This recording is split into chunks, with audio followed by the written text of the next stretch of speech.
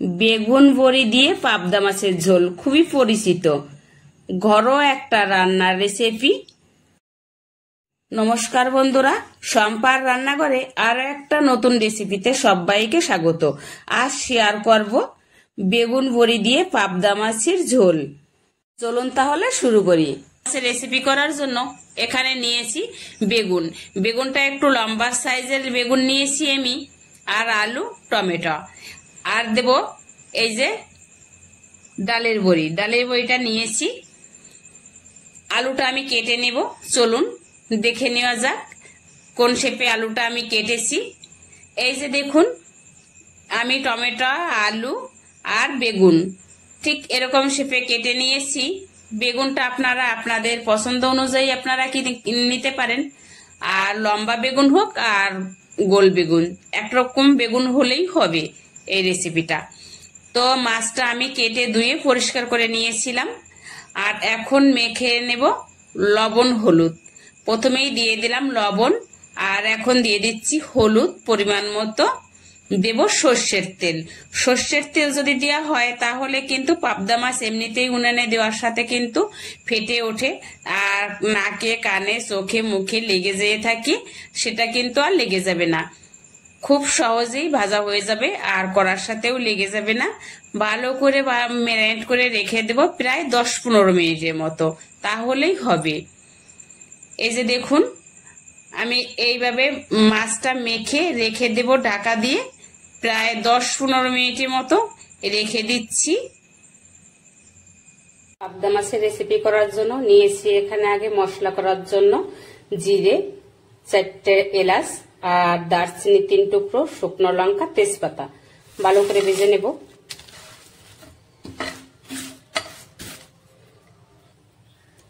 মশলাটা প্রায় আমার ভাজা হয়েছে, দেখতেই পাচ্ছেন একটু কালারটা চেঞ্জ হয়েছে, এর থেকে আর বেশি ভাজবো না। তো নামিয়ে নেব।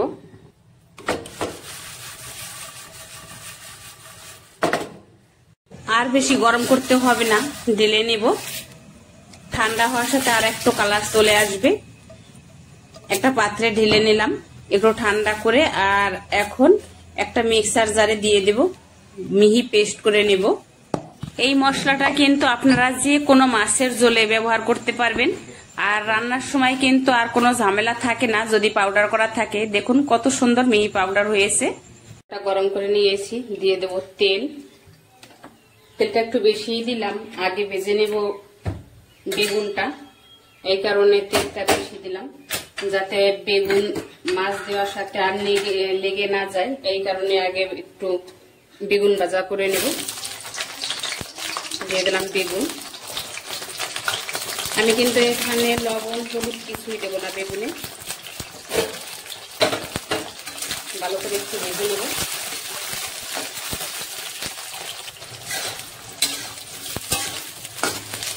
চাইলে কিন্তু আপনারা এই তেলের উপর না দিয়ে জলে দেই, আমি অনেক রান্না আমি করেছি জলের উপরে দেই, সেভাবে কিন্তু খেতে ভালো লাগে। একটু লাল লাল করে ভেজে এখন তুলে নেব। দেখতেই পাচ্ছেন আমি একটু লাল করে ভেজে নিয়েছি, লবণও দেইনি, হলুদও দেইনি। তো নামিয়ে নেব এখন।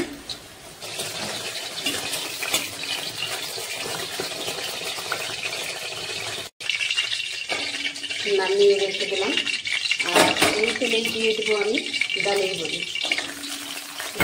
দিয়ে ভালো করে একটু ভেজে নেব।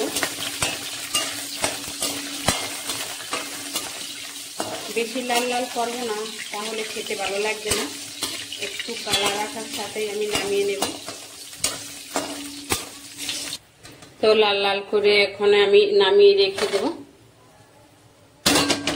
এই কড়াই আমি ভেজে নেব আলু।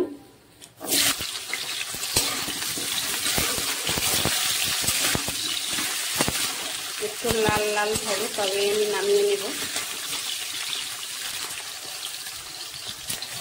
দেখুন এই যে লাল লাল করে ভেজে নিয়েছি, তুলে নেব। একটা থালায় রেখে দিচ্ছি।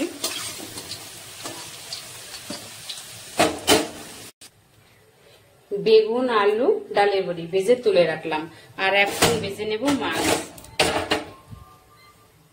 এখানে মাছ দিয়ে দেব।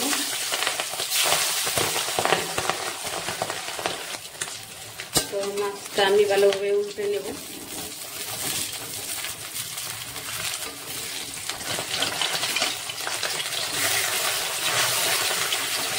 দুপাশে একইভাবে ভেজে নেব, একটু কড়া করেই ভেজে নেব। মাছটা পাবদা মাছ একটু নরম থাকে।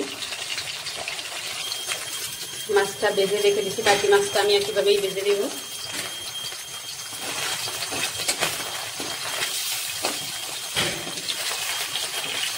খুব আলতো হাতে কিন্তু মাছটা উল্টাতে হবে, খুবই নরম থাকে পাবদা মাছ।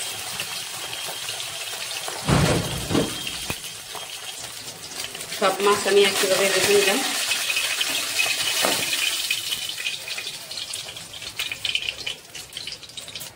আমি কিন্তু আর তেল দেব না, ওই তেলেই রান্না করব। দিয়ে দেবো জিরে ফোড়ন আর তেজপাতা। একটু অপেক্ষা করবো একটু সুগন্ধি বেরিয়ে আসা অবধি ফোড়নের। দিয়ে দেবো কেটে রেখেছিলাম এখানে টমেটো, এই টমেটো দিয়ে দেবো।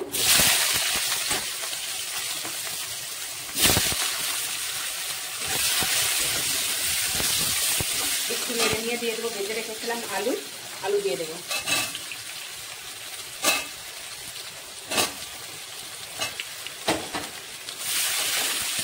ভালো করে এখন একটু কষিয়ে নেব।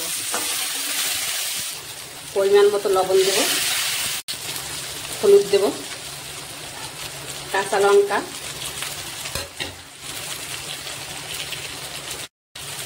পেস্ট করে রেখেছিলাম আদা, আদা দিয়ে দেবো। ব্যাস, আর কিচ্ছু লাগছে না আমার। এখন ভালো করে একটু কষিয়ে নেব।